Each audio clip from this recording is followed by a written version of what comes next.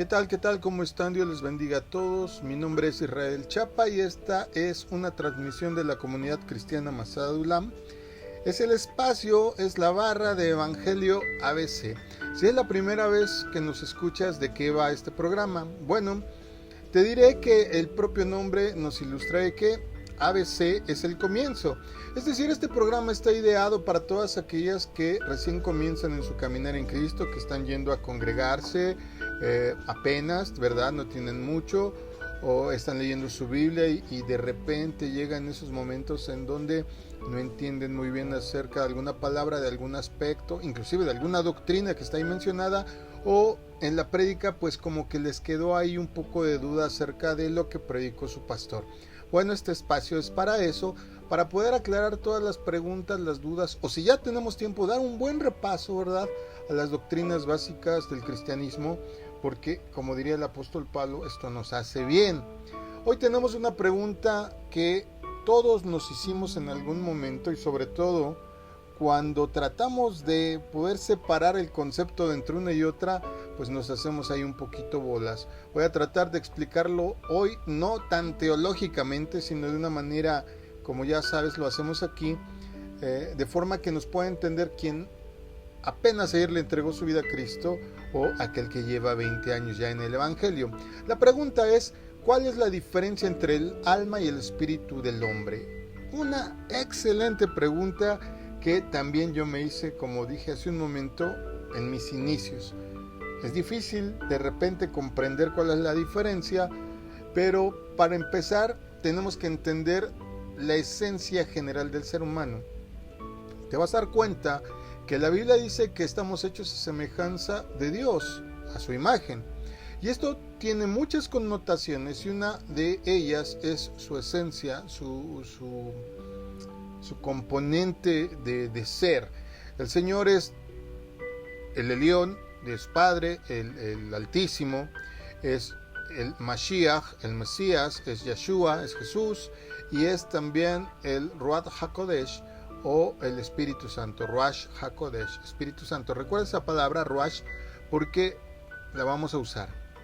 Fíjate que así como Dios es un solo Dios, pero tiene tres personalidades o tres aspectos de la misma persona que es Él, el ser humano también es un ser tripartito que está hecho de tres esencias.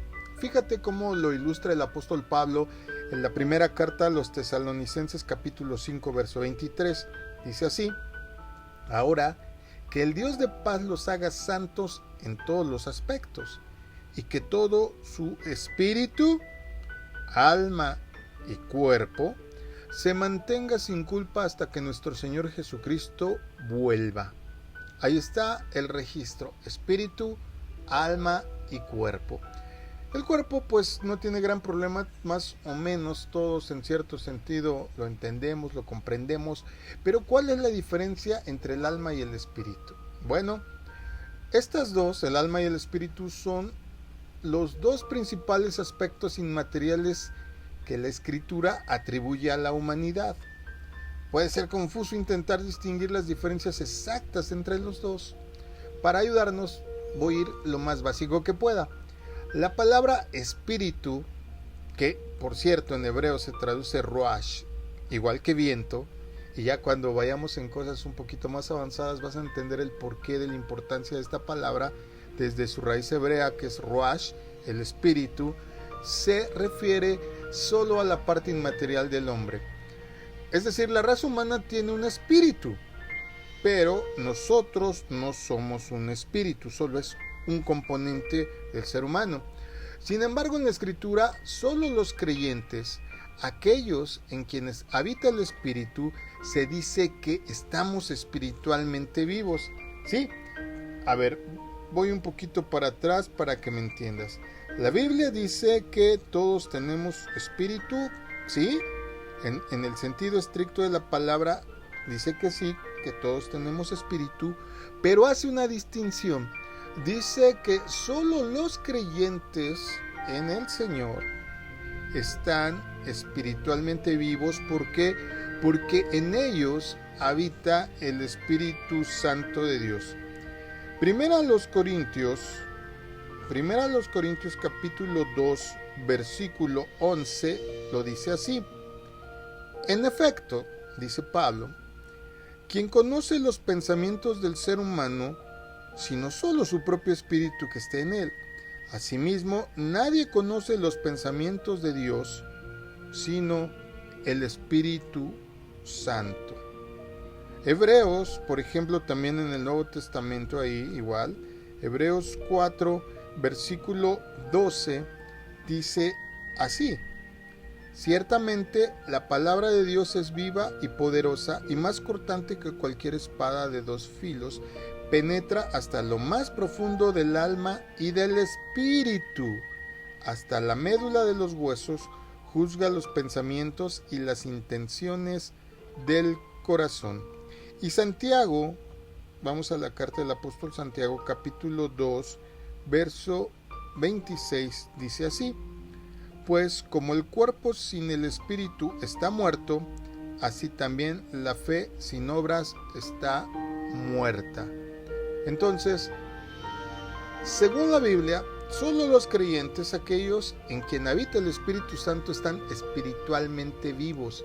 Pero, ¿a qué me refiero con espiritualmente? No todos tenemos espíritu, ¿sí? Pero ahí tenemos un espíritu en el sentido de que tenemos una vida biológica normal, ¿va? La palabra bios te suena de biología y todo el prefijo del latín se refiere a todo aquello que está vivo, es decir, lo que nos da la capacidad de tener la percepción del mundo que nos rodea. Pero solo los que tienen la vida Zoe, la vida divina, la vida que procede de lo alto y que es otorgada por Dios a través de su Espíritu Santo, pueden percibir también todo lo que en su entorno hay, pero a otro nivel, a nivel espiritual. Los creyentes, lamentablemente, como dice la propia Escritura, están espiritualmente muertos. Así lo maneja, no lo digo yo. Voy a sostener lo que digo con dos citas. Hay muchas, pero solo dos citas voy a utilizar en este momento. Y una de ellas es Efesios 2, versos del 1 al 5. Dice, Efesios 2, versos del 1 al 5. Antes ustedes estaban muertos a causa de su desobediencia en sus muchos pecados. Ahí está, estás vivo, porque si no, ¿cómo pecas? Pero estás muerto en el pecado. Vivían en pecado igual que el resto de la gente, obedeciendo al diablo, el líder de los poderes del mundo invisible, quien es el espíritu que actúa en el corazón de los que se niegan a obedecer a Dios. Todos vivíamos así en el pasado, siguiendo los deseos de nuestras pasiones y la inclinación de nuestra naturaleza pecaminosa. Por nuestra propia naturaleza, éramos objetos del enojo de Dios igual que todos los demás. Pero Dios es tan rico en misericordia y nos amó tanto que a pesar de que estábamos muertos por causa de nuestros pecados, nos dio vida. Ahí está, la vida Zoe a la que me refiero. Cuando levantó a Cristo de los muertos, es solo por la gracia de Dios que ustedes han sido salvados. La otra cita que te quiero leer es Colosenses 2:13, carta a los Colosenses capítulo 2, versículo 13. Dice así: ustedes estaban muertos, otra vez se refiere, a causa de sus pecados, porque aún no les habían quitado la naturaleza pecaminosa. Entonces Dios les dio vida con Cristo, al recibirle, al nombrarle como Señor y Salvador, al perdonar todos vuestros pecados, al permitir que Jesús guíe nuestra vida, al tomar su sacrificio como única y verdadera solución a esa división entre Dios y nosotros. Entonces es hasta ese momento en que tenemos verdaderamente vida Zoe, mientras solo tenemos vida bios, vida natural. En los escritos de Pablo, el espíritu era el eje de la vida espiritual de un creyente. El espíritu, entonces, como podemos entender, es el elemento que le da al hombre la habilidad para tener una relación íntima con Dios. Repito, el espíritu es el elemento que le da al hombre la habilidad para tener una relación íntima con Dios. Y si se preguntan, ¿qué con mi alma no puedo sentir a Dios? Con tu alma le percibes, pero con el Espíritu, o sea, estando vivos en el Espíritu, puedes tener esa cercanía que de otra manera no podrías tener, y eso solo se obtiene cuando tú pides perdón, te acercas a Jesús, le pides que tome el control de tu vida, renuncias a tu vana manera de vivir y le das la administración de todo tu ser. Siempre y siempre vas a encontrar que se usa la palabra espíritu en referencia a la parte inmaterial del hombre que se conecta con Dios, quien a su vez nos dice Juan en el Evangelio que lleva su nombre, capítulo 4, verso 24, el por qué la naturaleza de esto tiene que ser así. Ok, yo puedo relacionarme con Dios, puedo percibirle en mi alma, pero solo puedo relacionarme, acercarme, tener intimidad con Él solo si estoy espiritual. Y aquí Juan nos explica por qué. Juan 4:24.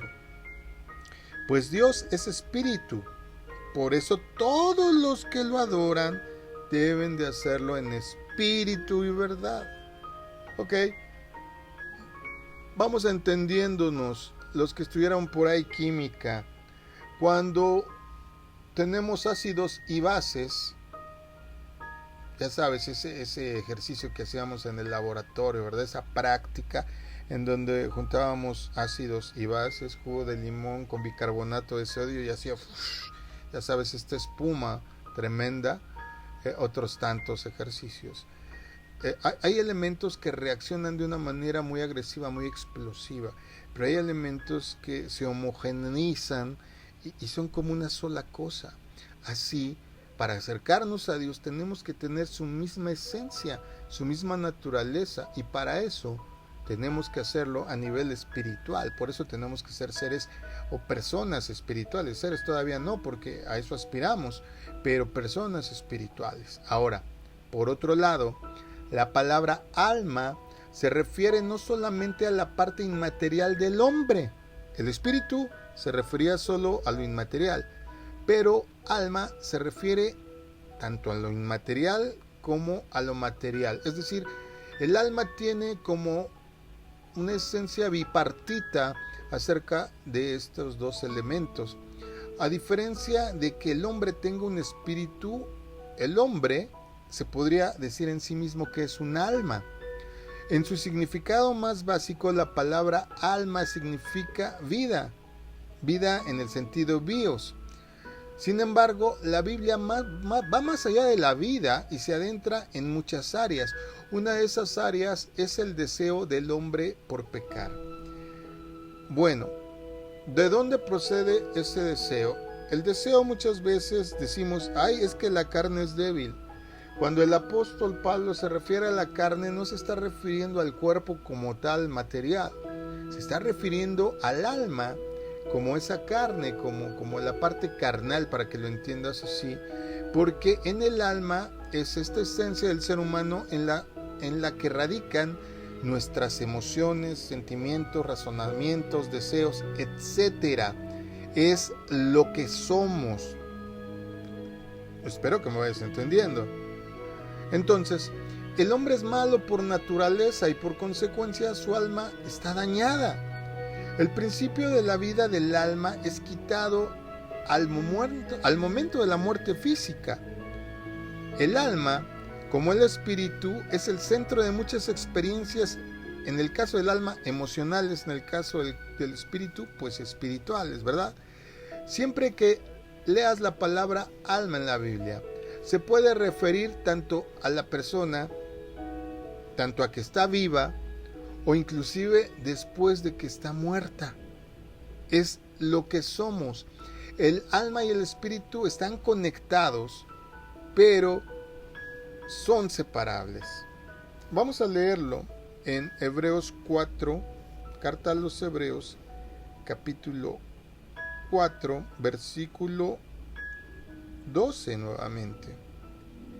Pues la palabra de Dios es viva y poderosa, es más cortante que cualquier espada de dos filos, penetra entre el alma y el espíritu, entre la articulación y la médula del hueso. Debido a esta cita, es que muchos estudiosos, coincido con ellos, es que dicen que el espíritu radica en los huesos y el alma, en este caso en la médula, por si no lo sabes, la médula que tenemos produce la sangre, radica en la sangre, ¿verdad? Pero dejemos esa enseñanza para otra ocasión. El alma, entonces, amado, es la esencia del ser humano, es lo que somos. En ella radican nuestras emociones, sentimientos, razonamientos, deseos, anhelos, inclusive, etc. Por otra parte, el espíritu es el aspecto de la humanidad, el único aspecto que puede conectar a profundidad con Dios. Yo espero que te haya quedado más claro que como tenías quizá la duda o el concepto principal. Poco a poco en las demás transmisiones iremos abordando por separado cada una de ellos. Yo espero que estén muy bien, que el Señor les esté ayudando en medio de las pruebas, porque si Dios te manda pruebas, aleluya, considera que eres digno. Así es que, como dirían en mi barrio, no te agüites si es que estás en plena tormenta. Recuerda que el Señor no permite una prueba más grande que la que podamos soportar. Que el Señor les bendiga. Muy buenas tardes a todos. Shalom.